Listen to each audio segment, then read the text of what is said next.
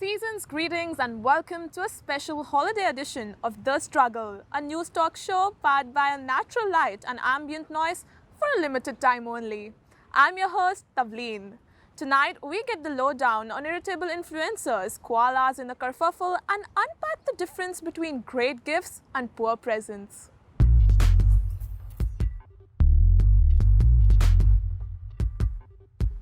Let's kick things off with Australia's latest $15 million investment, a tourism ad. Headlined by Kylie Minogue and Adam Hills, this ploy to get Brexit-weary Brits down under features some of Australia's most spectacular scenery, compulsorily cute marsupials, and a laid-back lifestyle.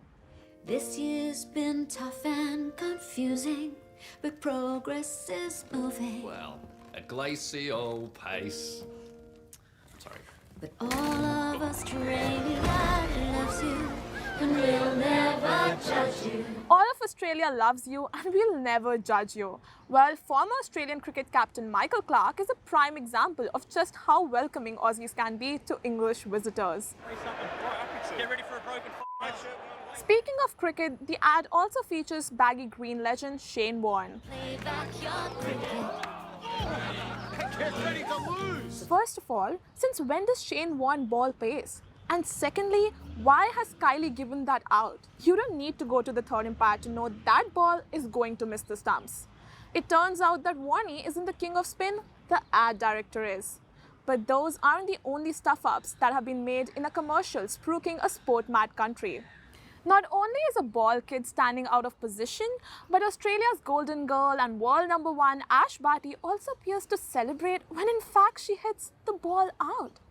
And as if that wasn't enough sporting inconsistencies for one ad, how about this one, where both Australian and British fans erupt in celebration at the same time? It just doesn't make sense. A bit like why there seems to be the same person appearing 5 times in the crowd. In fact, you could be mistaken to think that this was an appeal for Brits to come and get themselves cloned in Australia. If we take a closer look here, this woman appears 3 times. And so does this woman. And so does this guy.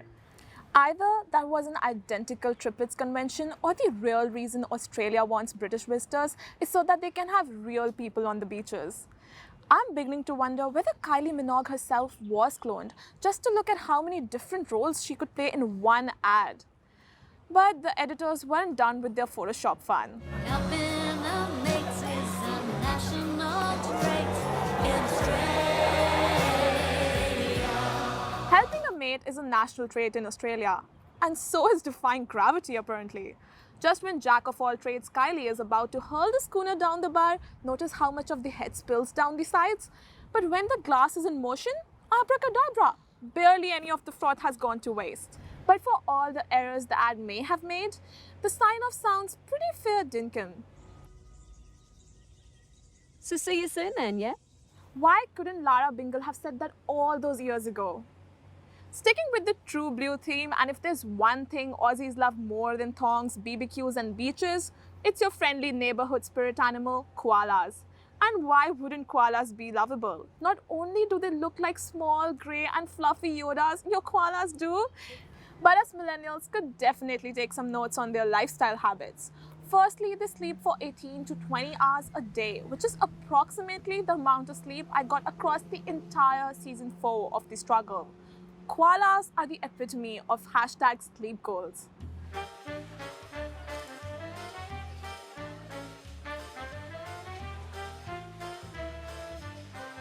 What's more is that they consume 1 kilogram of eucalyptus leaves in a day, which if you discount their nap time, is approximately in 4 to 6 hours.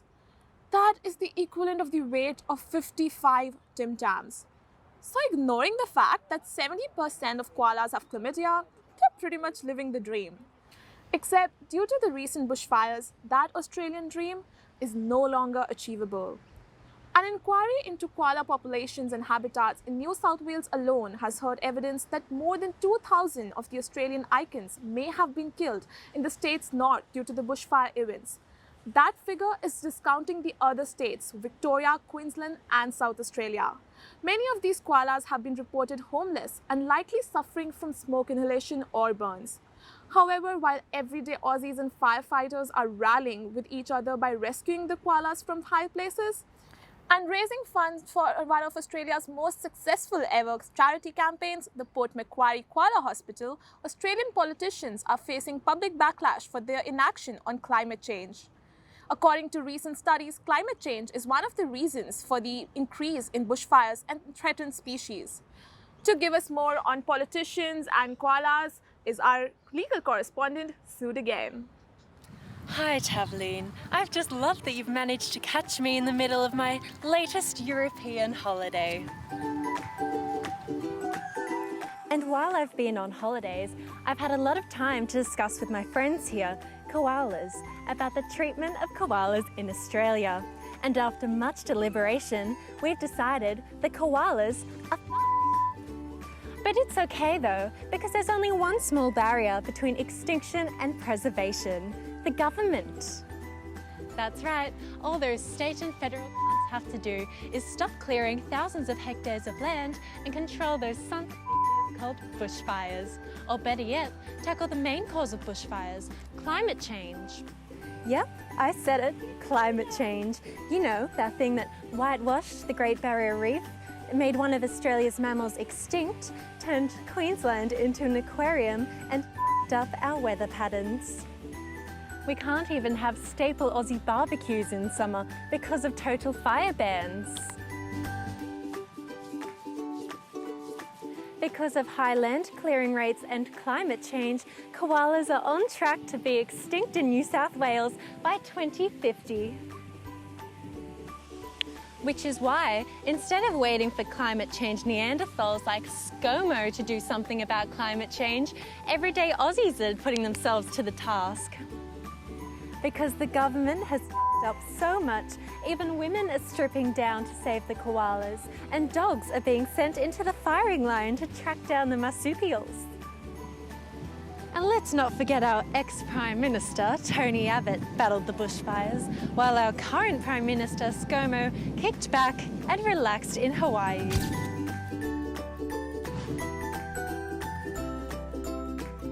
But it doesn't stop there, because even the US cares more about Australian animals than we do. The US listed koalas as threatened 2 years before Australia listed them as vulnerable. And let's not forget about the fur trade between 1888 and 1927, where white settlers killed koalas for their fur and transported it to England. Remember, having too much of a good thing can actually be bad. But you know what? I think the koalas have forgiven us, because 50 years later, we've proclaimed the koalas as an Australian emblem. There's nothing that compensates better for decades of mass intentional killings than promoting koalas to a mascot. And holy f***, have my clients been committed to their role. Every year, the government spends thousands of dollars showcasing koalas to foreign diplomats. In 2014, this amount was as high as $400,000. This is just one big f*** you to koalas, who are at the mercy of politicians who refuse to do anything about our climate catastrophe. Because oxygen is overrated anyway. So clearly the relationship between koalas and politicians isn't as black and white as it may seem. And while the federal government has contributed $6 million to koala initiatives, my client submits that they actually stop f***ing them over and actually do something to stop the bushfires. Back to you, Tavleen. You really don't mince your words, Sue. Right then, we're off to a quick break.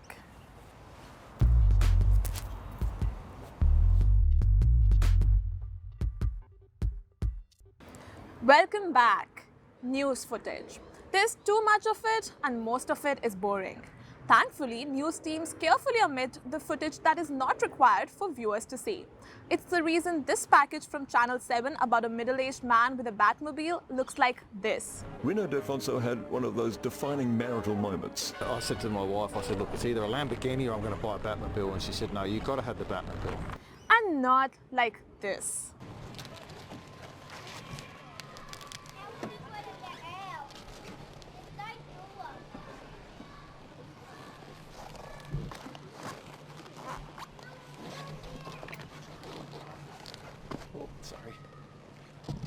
Recently, however, the project showed a clip of a volunteer named Jackie getting introduced to Scott Morrison with a cheeky reply. In a time when much of the country was criticizing the timing of his Hawaii holiday, Jackie's no-nonsense rejection of ScoMo seemed to hit exactly the right tone, and soon #JackieForPM was trending. But the raw footage was released and it was quite a different story. Indeed, as Jackie joked with me yesterday, I'm not her PM because she's British. Boris Johnson is. It wasn't a great look for the project. The following night, they issued a formal correction. We spoke to the Rural Fire Service today. Jackie wants to be crystal clear the comment was meant to be lighthearted. She has no issue with the PM. So this was clearly not a deliberate mistake on our part. It was, however, a mistake nonetheless. We think it's important to own up to your mistakes and come clean about these things, and so we take full responsibility for it, and we hope that clears it up. It's a shame to see footage being taken out of context like this. Paul Berry is on break at the moment, so it's just lucky we are here to stand up for quality journalism. For something a little different tonight, we cross now to our HR correspondent Denise.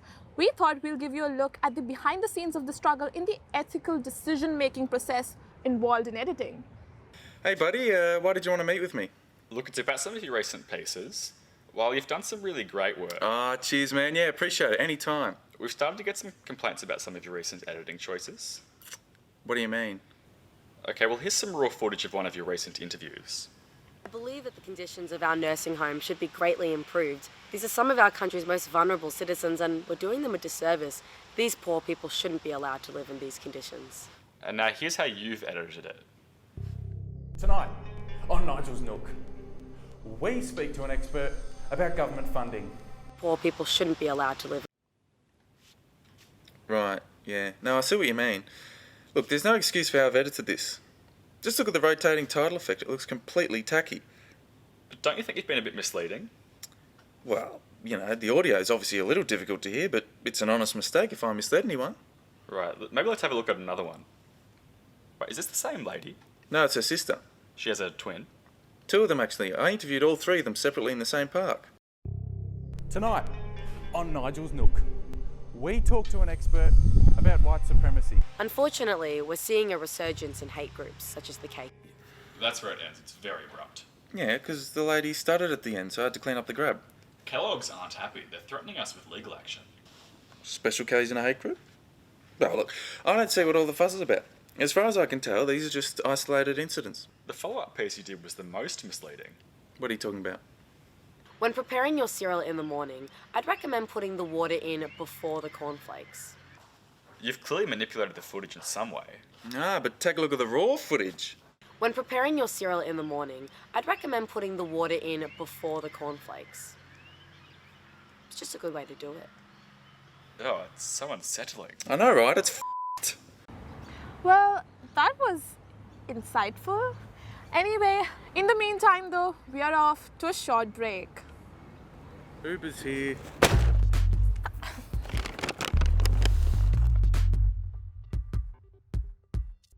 We are not only a few days into a new year, but a brand new decade. So just like a Jenny Craig ad, it's time for the inevitable before and afters. And if the last 10 years have taught us anything, it's that everything can be replaced. Blockbuster was swept away by the incoming current streaming services. Avocado superseded Houses for millennials. And The Simpsons even lost out in the niche category of yellow cartoon characters thanks to small, totally adorable minions.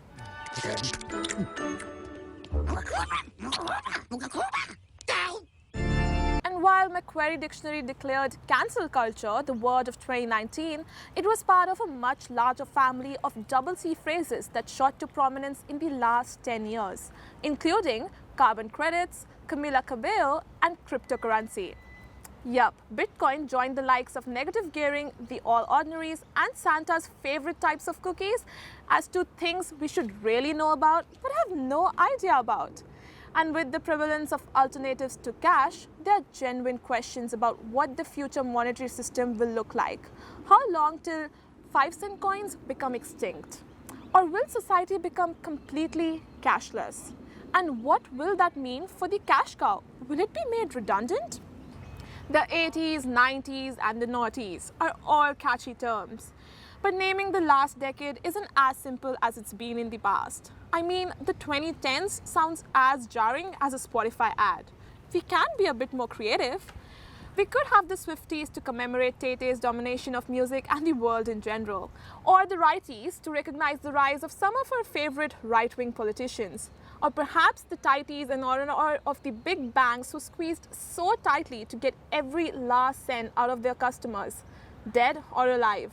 Regardless, one achievement that Melburnians can be proud of is the fact that this city has been in the top 3 of the world's most livable cities for each and every of the past 10 years. So to explore the marvels of Melbourne, we cross to Our Lady of the People, Pauline Hansang.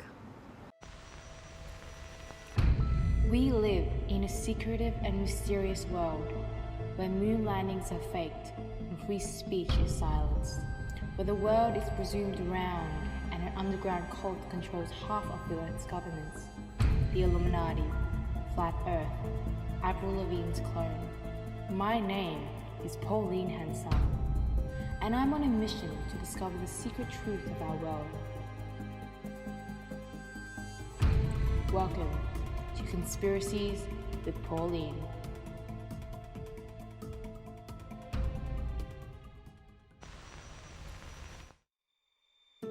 Hello fellow truth seekers. I'm Pauline Hansang, off to unravel the secrets and mysteries of our society. In today's episode, we'll be focusing on Melbourne, Sydney, and why they're voted the most livable and safest cities in the world, despite it being fake news. The city of Melbourne was established in 1835 by a crooked bloke named John Batman, who died 3 years after it was founded. But let's just forget about the Indigenous Australians who have occupied the area around 40,000 years prior, because who cares about them? Settled by the folks from Tassie, Melbourne became a legitimate city where people can now inhale the secondhand fumes of used tobacco smoke from a man named Gilbert. And Sydney. It has a nice bridge and an interesting boathouse that looks like it was made from Lego. Let's be honest here, it's pretty ugly. Oh, and it's also on fire.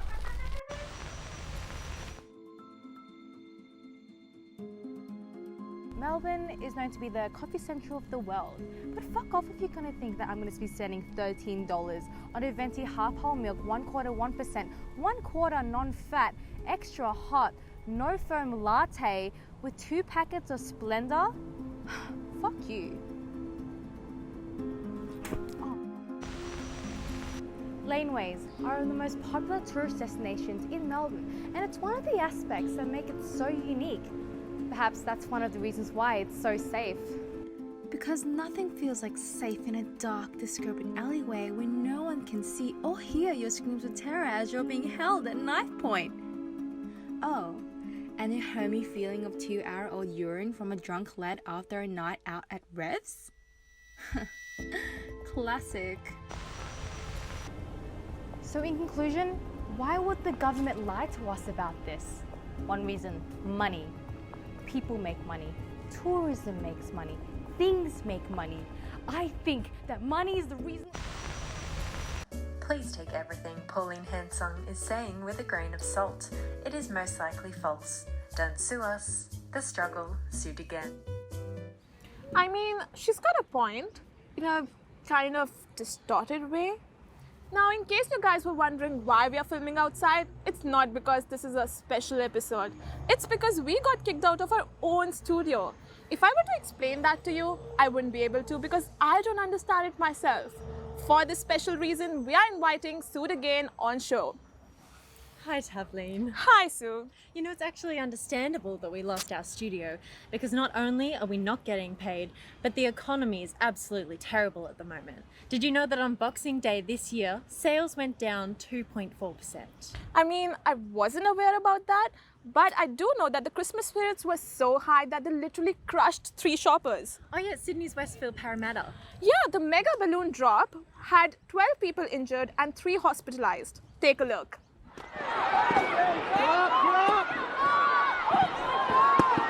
And one of the main reasons that Boxing Day sales went down, it's because consumers didn't want to buy gifts, but they wanted to gift experiences. Speaking of which, how about we talk about the experience of this last decade? What about Boris Johnson's election? Or Donald Trump getting elected? Why go so far? We got 5 PMs in 1 decade. At least we had Jacinda Ardern. Well, that's true. But let's move from politics to entertainment. Oh, the movies Cats and the Emoji Movie. Why on earth would they be made? There were quite a few cringeworthy movies, but there were a lot of good ones as well. And topping the list for me was Inception. Well, what about the fantastic social issue advancements we had this decade? I mean, so for me, the one that really has to be noted is the legalization of same-sex marriages. And more climate rallies. I mean, climate change protest, was it good, was it bad? It's yet to be decided.